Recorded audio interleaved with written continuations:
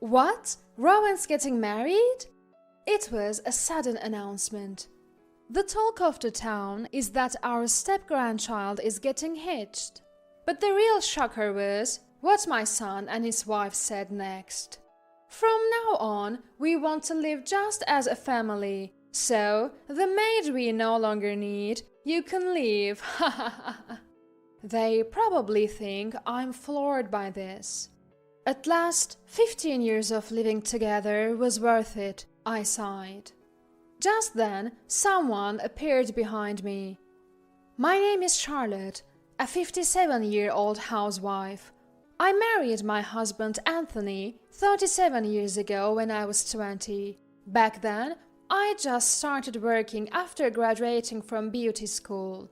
But life had other plans. I got pregnant. So we got married. I had wanted to work longer and didn't expect to marry so soon. I sometimes wondered how this happened. I had my doubts, but Anthony promised, "I will make sure you and our child are happy." Believing him, I committed to spend my life with him. And Anthony kept his promise. He always took great care of me. He was attentive during my pregnancy and even took the lead in household chores. Then, I gave birth to our first son, John. Anthony was wonderful with him too. "John, let's go play catch." Yay! We could often go to the park on weekends. I would tag along and watch them play, feeling content. Anthony worked hard during the week and made family time on weekends. So, when John was young, I didn't need to work. When he started elementary school, I began working part-time. I contributed the money to his future tuition and our savings. We lived comfortably without financial worries. John grew quickly and advanced through middle and high school. From the outside, we were a picture-perfect family. And I felt very happy. But every family has its worries. John was generally a good kid, but easily influenced by others. He would pick up behaviors from his classmates or girlfriends. In middle school, he had some mischievous friends and would sometimes misbehave. Anthony and I would scold him, but he never took it seriously. Fortunately, things changed in 9th grade. His new circle was more studious. He passed the exams for a public high school. It wasn't the best school, but definitely better than a rowdy private school. For better or worse, he is impressionable, so I wished for him to be around hard-working peers. At first, he did well in school, but by the time he hit 11th grade, his grades took a nosedive. Even when confronted, John didn't have much to say. He just wasn't motivated, it seemed. I had offered John tutoring or extra classes when I noticed he was struggling at school. "I don't need that," he vehemently declared. But his grades kept on plummeting. One day, I caught him walking hand in hand with a girl. That's when it clicked. His grades were falling because he had a girlfriend and was preoccupied with her. I was at my wit's end. Talking about love and relationships with a teenage boy, good luck getting through to him. If he finds out I saw them, he'll probably be mortified. And he might even take it out on me, making his grades worse. I decided to confide in Anthony. Anthony said, "Let me have a chat with him." After dinner, Anthony went to John's room and they started talking. Anxiously, I did the dishes and waited for Anthony to come back. About 30 minutes later, Anthony returned to the living room. I had a good talk with him. Just like you said, he got carried away with his new girlfriend. They were on long phone calls and texting even during exams. I reminded him that studies should come first, and he agreed to refocus. Anthony updated me. "Thank you." I sighed with relief, grateful for Anthony's steady parenting. If I had confronted John, it probably would have ended in an argument. From then on, John's grades gradually improved, reaching an average level. Soon enough, he was in his senior year of high school and became a college applicant. His grades weren't stellar, but there were colleges within his reach. He applied to those with higher chances of acceptance and got in successfully. Finally, I breathed a sigh of relief that we had managed to get him into college.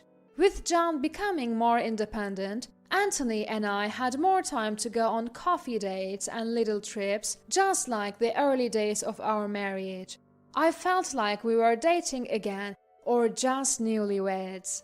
Right after we got married, we rushed off on trips, thinking I'd soon be pregnant. That's why I wanted to go on a leisurely trip with my husband, just the two of us. As we spent quality time together, I couldn't help but notice how different our conversations are now.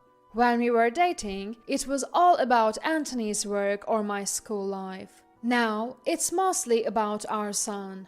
Couples who've been through parenting end up talking about their kids, no matter how old they get. We got married quickly after I became pregnant, so we were still quite young. I was just about in my 30s, and Anthony was in his early 40s. That's why we could travel to many places. Then time flew, and John graduated college and started working. Just when we thought our parenting days were over, John dropped a bombshell. I've decided to get married. Anthony and I couldn't believe our ears. He just started working and he's already getting married? John's only been employed for about 6 months. That's way too soon. We were worried as parents, but then we realized we got married even earlier than he did. But Anthony was 25 and had been working for 3 years. So we still thought John was rushing things. Did she get pregnant or something? Is that why you're hurrying? Since we got married due to a pregnancy, we asked him that. But it turns out that's not the case. No, I genuinely want to marry her, John confidently said. Anthony and I felt relieved. It seems like John is truly in love, and that's comforting. He's passionate and employed, so that's a good start. A few days later, we meet John's fiancée. But Anthony and I are in for another surprise. Hi, I'm Haley. Next to John's fiancée is a child, roughly between 3rd and 6th grade. Our attention shifts entirely to the boy. Who's this young man? It can't possibly be John's child. So that means...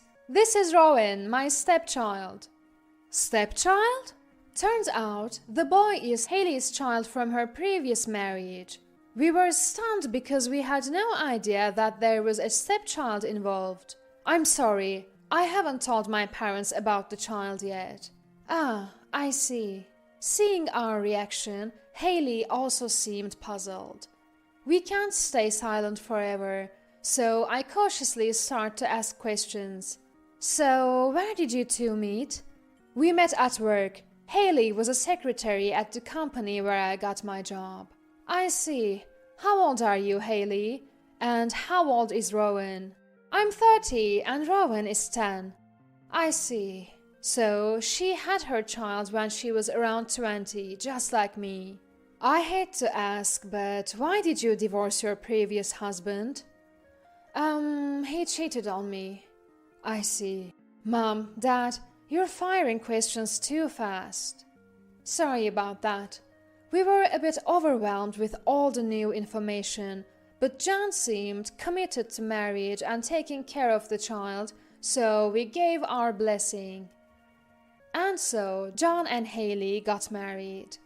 They've been living happily ever after with Rowan. There are concerns, but it's good to see John leading a happy married life. But then, about 6 months later, another issue arises. Anthony suddenly falls ill. This leads to a situation where he needs constant care. From that point on, I started taking care of Anthony at our home. Though we have ample savings, managing household chores and caregiving alone was tough. Still, I want to properly care for the man I committed my life to. That's what I was thinking when my son and his wife came to visit. Mom, isn't it hard to take care of Dad alone? How about we move in? What? Turns out they were suggesting that we all live together.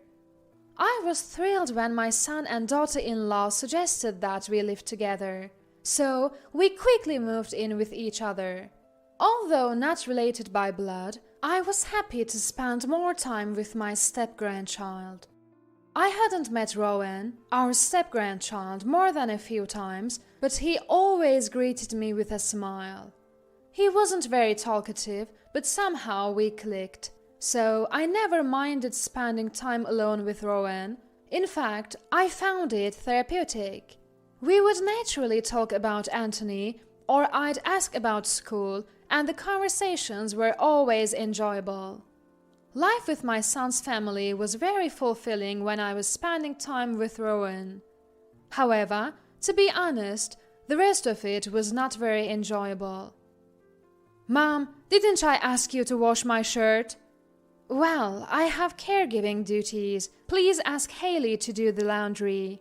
What? You're dumping chores on me? Isn't that harassment? Haley, you're busy with childcare. It's a job for Mom. My son and daughter-in-law had been bossy and demanding. Haley never did any housework and claimed to be busy with childcare, but it seemed like she wasn't doing anything from my point of view. John never took Rowan out anywhere and was always loafing around on his days off. And when they did prepare to go out, they left Rowan in my care and took off by themselves. Why do I have to make all these concessions? In the end, my responsibilities increased from housework to caregiving to childcare. Amidst this, sadly, Anthony's health deteriorated and he passed away. I was devastated. Anthony, despite requiring care, could still converse, and talking to him had been my stress reliever. With my long-term partner gone, it felt like there was a gaping hole in my heart. But it was my son and daughter-in-law who pulled me back to reality, although not in a good way. How much is Dad's inheritance? How much will we get? John said this right after the funeral was over. I was speechless, hearing John speak like he wasn't saddened by his father's death. I don't know. No, you need to find out. I want my fair share. Was John always like this? No, this must be Haley's influence. I realized since we moved in, Haley had no manners and seemed to only care about herself. It's like everything else doesn't matter and there's no need for consideration. And John was probably influenced by her lack of consideration for others. Fine, we had a lawyer. He should be holding the will. After explaining this to John, I collapsed on the sofa, drained. Grandma, are you okay? The one who asked this was Rowan. Yes, I'm okay, thank you. Grandma and Grandpa were always kind to me. Now I will grow strong to protect Grandma. Rowan. Moved, I stroked Rowan's head. Even without blood relations, bonds can deepen. That was exactly my relationship with Rowan. If Rowan could say such kind words, why couldn't John? Later, when the lawyer brought the will, my son and his wife complained about it. Isn't it unfair that Mom gets more? We are the ones who needed more financially. Look, it's what's written in the will. I don't care about that. So, Charlotte, you'd ignore us even if we're struggling financially? Well, if it comes to that, Rowan will just have to start working as soon as he finishes middle school. What? You'd make him drop out? If there's no inheritance, life will get tough. We won't be able to afford tuition, so Rowan would have to drop out and work.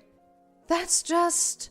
My son and his wife tried to exploit my close relationship with Rowan, becoming more confrontational and instilling fear in me. Fine, we can split it in half then, okay? Why didn't you say that in the first place? They agreed with a snide smile as I proposed this. From that point on, they kept threatening to make Rowan drop out, intimidating me. I felt compelled to comply with their demands, losing my spirit to resist and becoming submissive. Time flew, and before I knew it, Rowan had graduated college and was of working age. Has it really been over 10 years since we first met? Though I was filled with emotion, the hardship continued. My son and his wife continued to squat in my house even after Rowan became independent. Moreover, John quit his job and spent all day at home with Haley. I no longer had the energy to evict them, so just hoping for a peaceful day. I spent my days thinking that way. Then, 3 years later, it happened. Rowan is getting married? It was sudden news. It turns out that Rowan is getting married. And to my surprise, my son and his wife said, "Now we'll live on our own, so you're not needed anymore, housemaid. Please leave." What? They smirked, probably thinking I'd be shocked. But I couldn't contain my joy. Finally, 15 years of putting up with you both was worth it. My liberation day has come. What? What are you talking about? Confused, they didn't react as I expected. Just then, someone appeared behind me. "Grandma, I'm home. Welcome back, Rowan." "Rowan? Why are you back?" "You didn't say you'd be back today." I told Grandma. I was going to surprise you all about getting married, but looks like Mom and Dad spilled the beans. Rowan said this, and they smirked again. "Ah, so you were also looking forward to kicking Grandma out of this house?" "What? No, this house doesn't belong to anyone anymore."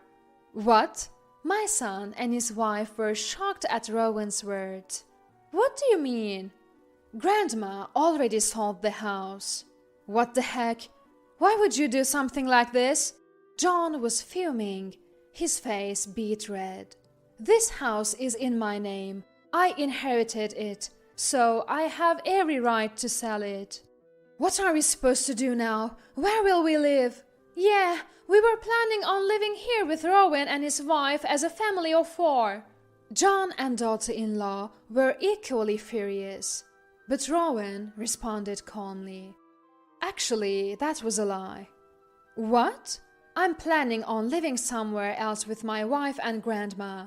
I came here today to pick her up." "Wait a minute. Rowan, why are you taking this old woman with you? She's not even related by blood."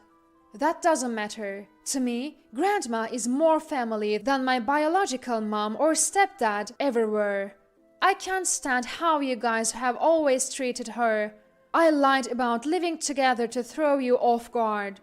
You would have treated my wife like a housekeeper, wouldn't you?" John and daughter-in-law looked shaken. "I can't expose my wife to people like you." "Are you abandoning your parents?" "I don't remember raising a child like you." "I don't remember being raised by you guys either. Leave the house before the cops get involved." "I can't believe this." John and daughter-in-law were in despair, their faces turning pale. And understandably so. The young couple, my son and his wife, were always buying designer goods and gallivanting around, even though neither worked. The money came from the inheritance they split with me. But money isn't endless, and they were close to depleting their share. They must felt lucky when Rowan decided to move in with them. Well, their luck ran out pretty fast. As they stood there with pale faces, I packed my bags with Rowan and left the house. After that, they were evicted and now supposedly live in an old apartment. They continue to spend recklessly, accumulating debt. Despite working multiple part-time jobs, they can't escape their mountain of debt due to their spending habits. On the other hand, I've moved into a spacious apartment where Rowan lives. Then Rowan got married, and now the three of us live together. Rowan's wife is such a wonderful person. I took to her immediately. Having trained as a beautician, I sometimes cut and style their hair. Everyone at work always compliments me on the styles you do, grandma-in-law. Rowan's wife is always delighted to report this. Now, every day is joyous as we gather around the dinner table, and I couldn't be